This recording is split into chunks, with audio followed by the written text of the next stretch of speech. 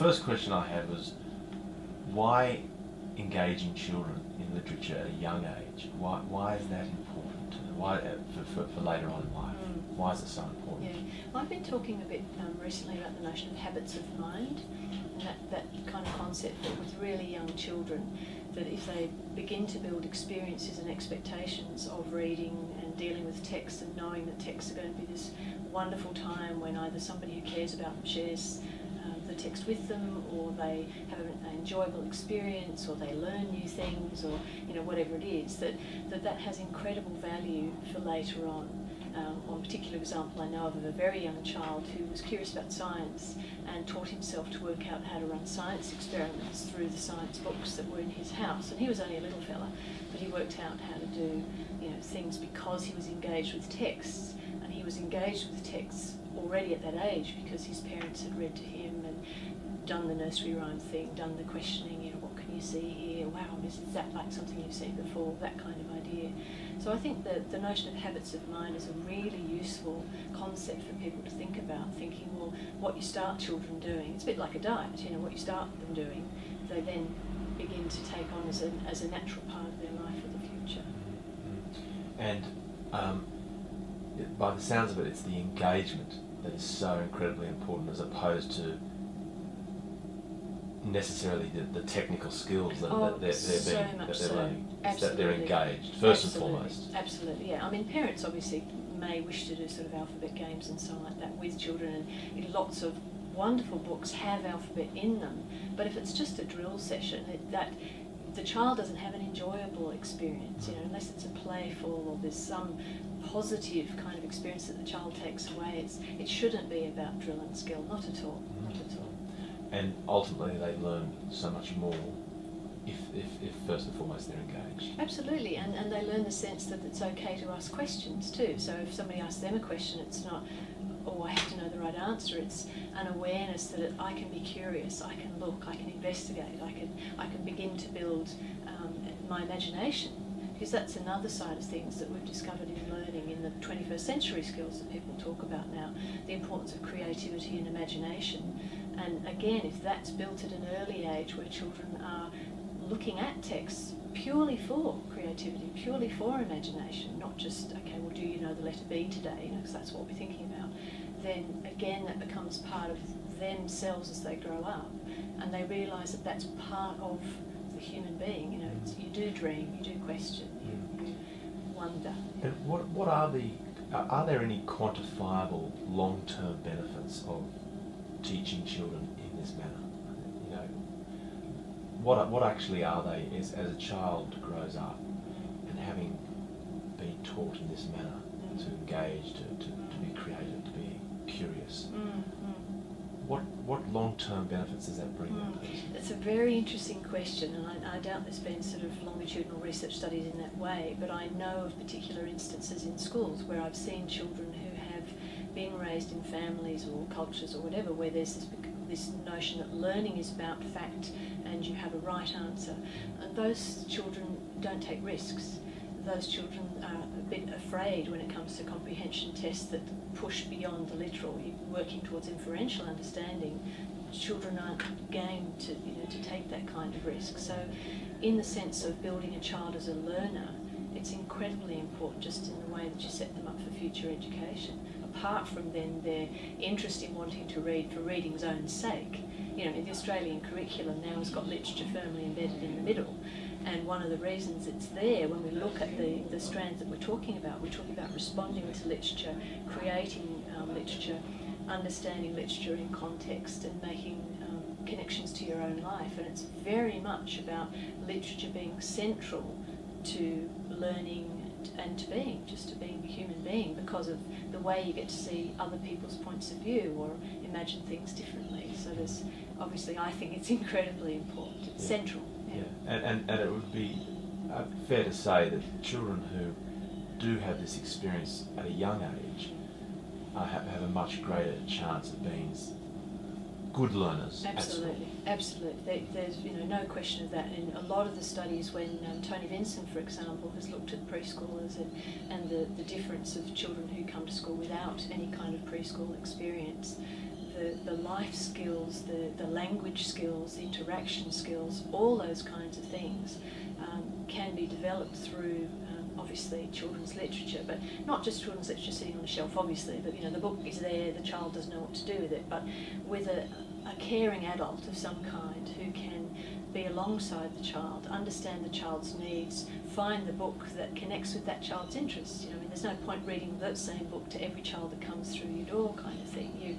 You do need to know their interests and their background and build on that, and that makes it an unbelievable platform again of strength that the child then has before they come to school. Any primary school teacher will tell you the child that has been read to as a child is so far ahead in terms of learning capability. If they might not be terrific in literacy, because that's a different skill to transfer letter recognition into graphemes and so on, written language, but the confidence and the awareness of language and what you can do with language and meaning.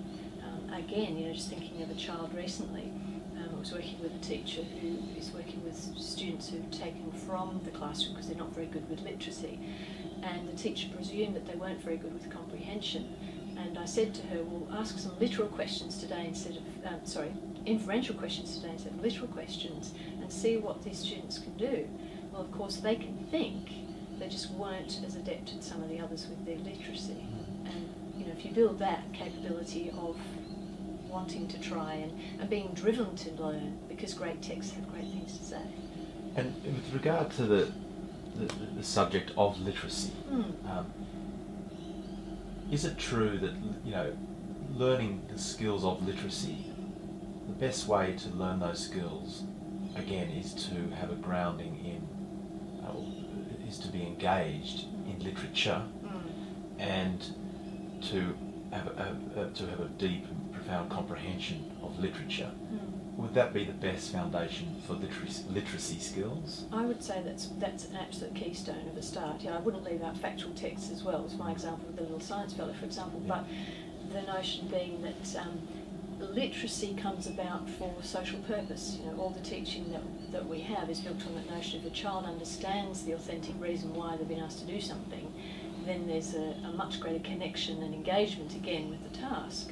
Well, if you're teaching reading that's disconnected from literature, if you've got just Basil books or simple ABC text with no spirit to them, you haven't introduced children to poetry, you haven't given them the wonderful picture books with the image and the language, then it becomes a decontextualised learning context, and I certainly wouldn't be interested in learning as a young child like that. Yeah, well, we've probably touched on this in what you said already, but how I've got a question here. How do you best engage young children in literature? Is it just really reading to them, but having that very engaging conversation around what we read and letting them explore?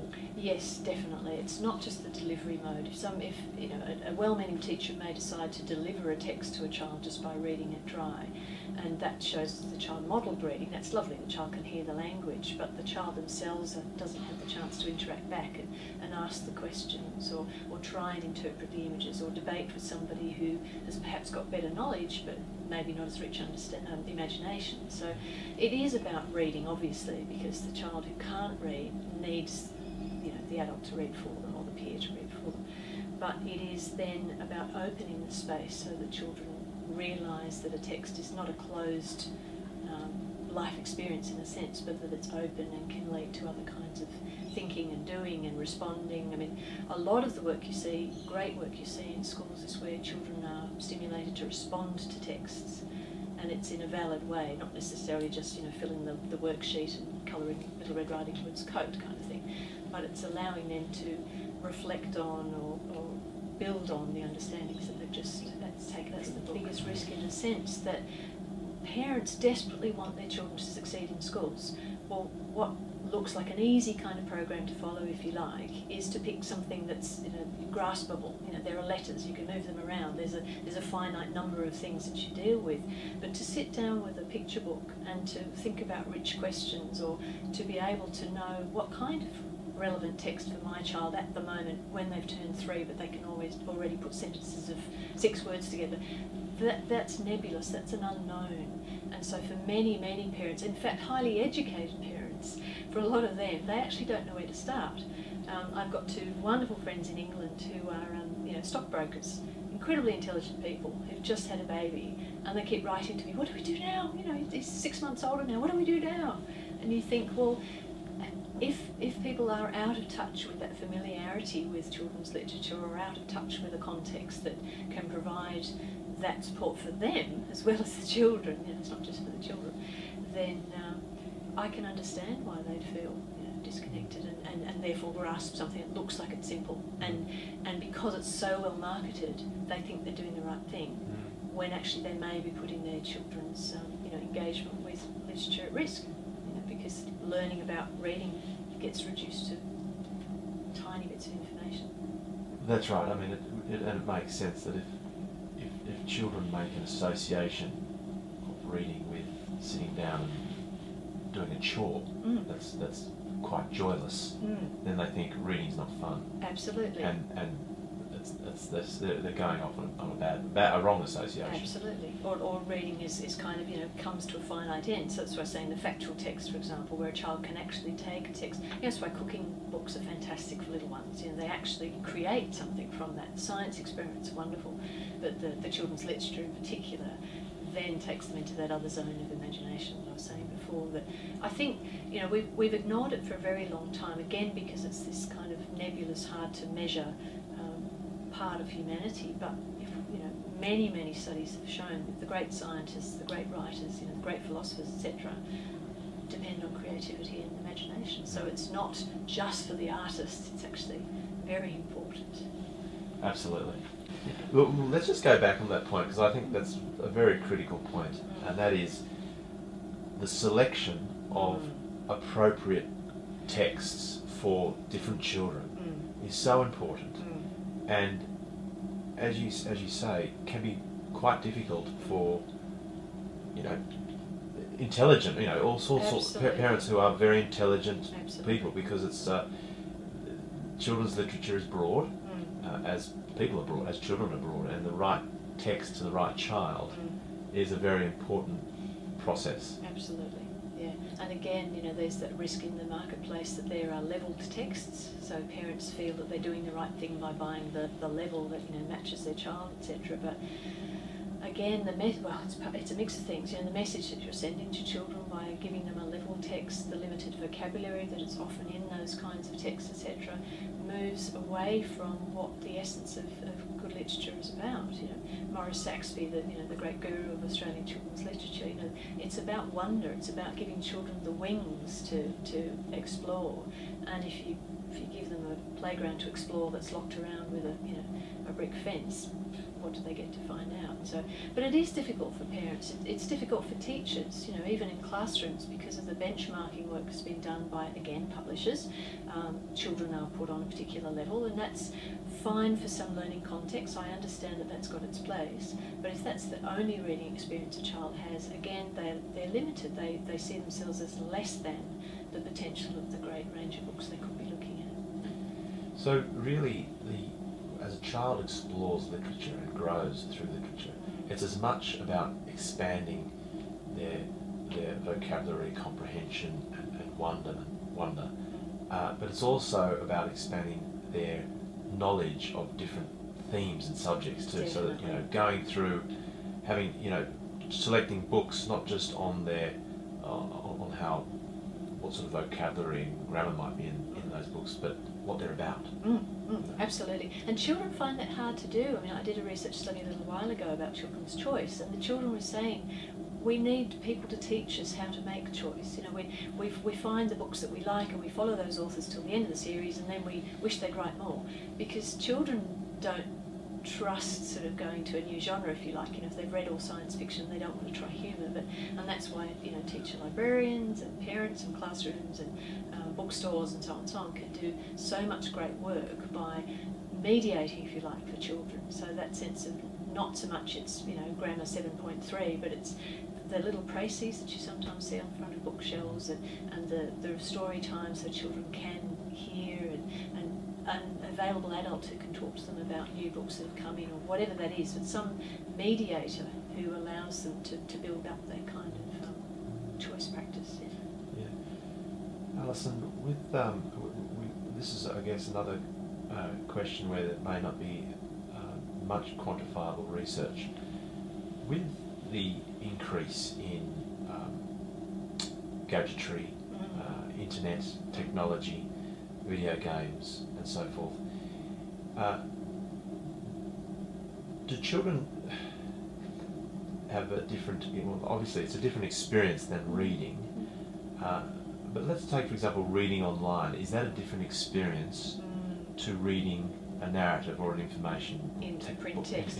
It's very interesting. The research is just beginning to look into that. I've been doing some with a colleague of mine, and there's this interesting dimension that we're trying to separate, if you like, from the reading skills that are the same as if you're reading print or on screen, and the technological skills that you need to have to enable yourself to read on the screen. But certainly reading on screen can have more affordances than a print text will have. So you've probably seen yourself on the various technological devices that build in hyperlinks, they'll build in sound, they'll build in shifting images and embedded video, etc., etc.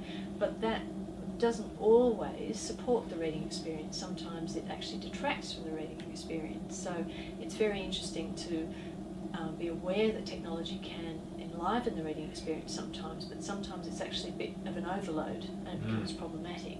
So, but yeah. I mean, one of the best, I think, uses of technology often for beginning readers is where a child who can't read terribly well can investigate the dialogue or have it read to them. So there's this wonderful, okay, here's the voice and there's the visual recognition of the voice of the screen. So there's certainly a place for that. There's wonderful books online that are read by famous people, etc., etc. So I think it's adding, but there's a risk if people consider that that's a replacement for print text and the experience of reading one-on-one with another human being.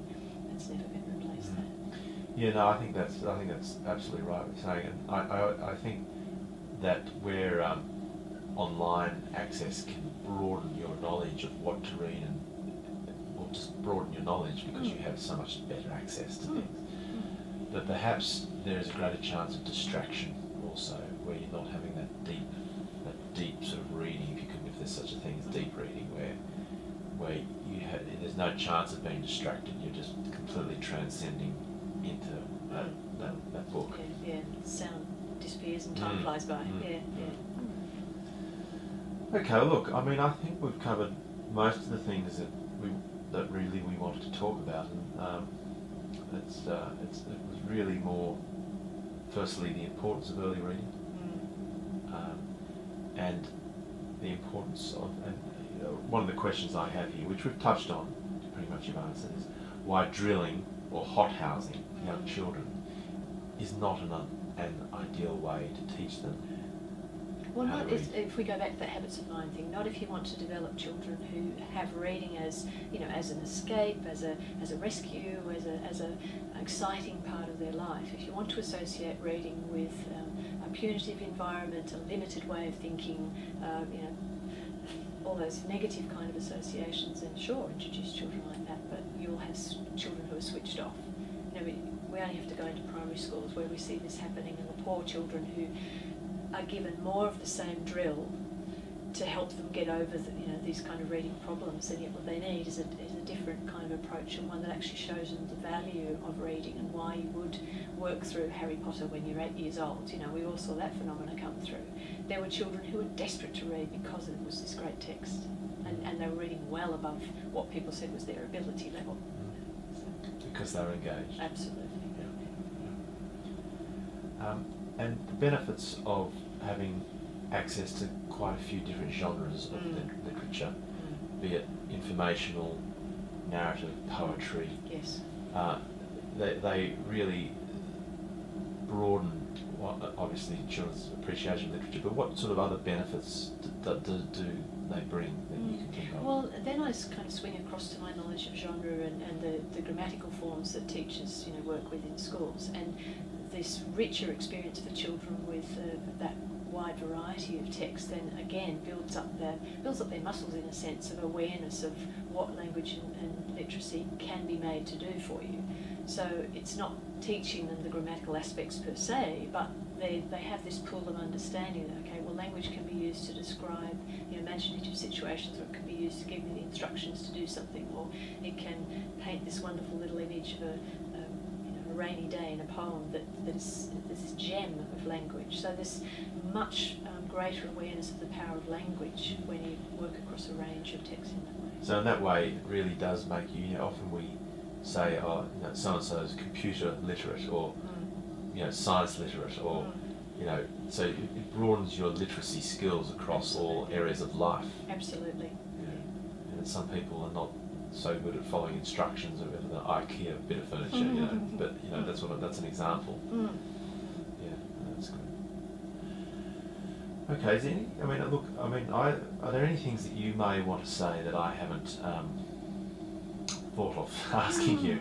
I'd like to say read. Basically, it was interesting when I was asked to talk to people about the Australian National Curriculum, and they said to me, okay, well, in your expert role, what would you say we should say to teachers? And I said, tell them to read to the children. And this kind of look of glazed horror came across their faces. Isn't it going to be more technical than that? But I thought, well, that's your starting point. It's back to engagement again, but if you're reading to children so they see what it's for, and then you build in the scholastic benefits of it, with the creativity and response and language awareness and all those kinds of things. And I think what's interesting is bringing in the scholastic elements in the context. Oh, so much. Integrated learning, exactly, absolutely. Yeah. But as I said, friends and colleagues who you think, come on, you're intelligent people, you should know this, but why should they? Why should an engineer know about children's literature? Why should a bus driver know about children's literature? Why should we expect everybody to pick it up as if it's natural when it's this enormous field? It is, and I think, unfortunately, what happens as one grows older, as you become an adult, generally speaking, a lot of us become a bit more narrow in what we do. So we don't have that breadth of, experience. We might be very into informational text. I might be an engineer who's I like fact, and I like, and so I'm good at teaching that to my child, but I may not be great on the fantasy. Thank you for your time, and I think I've got nothing else. No, I do. Did we leave anything out?